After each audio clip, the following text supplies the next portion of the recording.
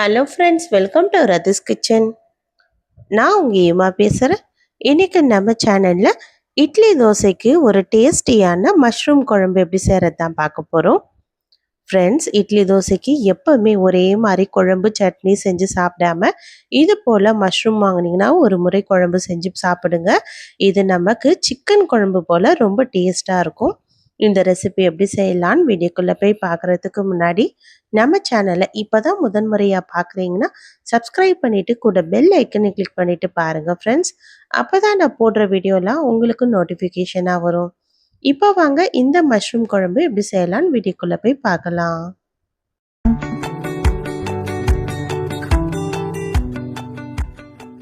இந்த மஷ்ரூம் குழம்பு செய்கிறதுக்காக இப்போ நம்ம ஒரு மசாலா அரைச்சி ரெடி பண்ண போகிறோம். அதனால் கடாயில் 2 ஸ்பூன் அளவுக்கு எண்ணெய், 1/4 ஸ்பூன் அளவுக்கு சோம்பு, ஒரு சின்ன துண்டு அளவுக்கு பட்டை சேர்த்துக்கலாம். இது கூடவே மீடியம் சைஸ் வெங்காயம் 2 எடுத்து இது போல் ஸ்லைஸ் பண்ணி சேர்த்துக்கலாம்.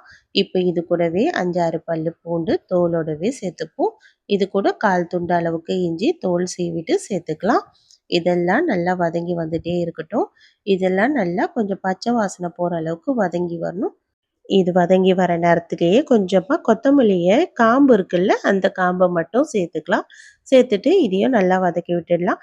இது போல் கொத்தமல்லி காம்பு சேர்த்து செய்யும் போது குழம்போட ருசியும் நல்லாயிருக்கும். அது இல்லாமல் ரொம்ப ஆரோக்கியம் கூட. இப்போ இது வெங்காயம் ஓரளவுக்கு 2 நிமிஷம் வதங்கி வந்ததுக்கப்புறம் மீடியம் சைஸ் தக்காளி 3 எடுத்து ஸ்லைஸ் பண்ணி சேர்த்துக்கலாம். சேர்த்துட்டு இப்போ இந்த தக்காளி ஈஸியாக வதங்கி வரத்துக்கும் இந்த குழம்புக்கு தேவையான அளவுக்கு கொஞ்சமாக உப்பு இப்போவே சேர்த்துறேன். 1/2 ஸ்பூன் அளவுக்கு உப்பு சேர்த்துட்டு இதையும் நல்லா வதக்கி விட்டுடலாம். உப்பு சேர்த்து வதக்கிறதுனால இந்த தக்காளி எல்லாம் சீக்கிரமாக வதங்கியும் வந்துடும் நமக்கு. இதெல்லாம் நல்லா ஒரு 2-3 நிமிஷத்துக்கு வதக்கி விட்டால் போதும். இதெல்லாம் நல்லா வதங்கி வந்ததுக்கப்புறம் ஸ்டவ் ஆஃப் பண்ணி விட்டுட்டு மிக்ஸி ஜாரில் சேர்த்து பேஸ்ட்டாக தண்ணி சேர்த்து அரைச்சி எடுத்துக்கலாம். இப்போ குழம்பு நம்ம தாளிச்சிக்கலாம். தாளிக்கிறதுக்காக கடாயில் 2 ஸ்பூன் அளவுக்கு எண்ணெய் சேர்த்துட்டு நல்லா சூடானோடனே 1/2 ஸ்பூன் அளவுக்கு சோம்பு சேர்த்துக்கலாம். இந்த நேரம் வெங்காய தக்காளிலாம் ஆறி வந்துடுச்சு. இப்போ இது கூட ஒரு 10 முந்திரி பருப்பு சேர்த்துட்டு நல்லா மிக்ஸி ஜாரில் பேஸ்ட்டாக அரைச்சி எடுத்துக்கலாம் தண்ணி சேர்த்து. இப்போ நல்லா இந்த சோம்பு பொரிஞ்சு வந்ததுக்கு அப்புறமா ஒரு பேக்கெட் அளவுக்கு மஷ்ரூம் எடுத்து இதை நல்லா க்ளீன் பண்ணிவிட்டு தண்ணியில் அலசிட்டு 2-3 தடவை இப்போ நான் இந்த மஷ்ரூமை இதில் சேர்த்துக்கிறேன். சேர்த்துட்டு இப்போ நல்லா இதை கலந்து விட்டுடலாம். இப்போ இது போல் நல்லா கலந்து விட்டுட்டு இப்போ நம்ம இதுக்கு தேவையான அளவுக்கு உப்பு சேர்த்துடலாம். நம்ம ஏற்கனவே வெங்காய தக்காளி வதங்கும் போது 1/2 ஸ்பூன் அளவுக்கு உப்பு சேர்த்தோம். இப்பயும் ஒரு 1/2 ஸ்பூன் அளவுக்கு உப்பு சேர்த்துட்டு இந்த மஷ்ரூமை நல்லா வதக்கி விட்டுக்கலாம். இப்போ இந்த மஷ்ரூமில் நல்லா ஈரப்பதெல்லாம் வர ஆரம்பிக்குது. வந்து நல்லா ஒரு 2 நிமிஷத்துக்கு வதக்கி விட்டதுக்கு அப்புறமா இதில் 1/4 ஸ்பூன் அளவுக்கு மஞ்சள் தூள் சேர்த்துக்கலாம்.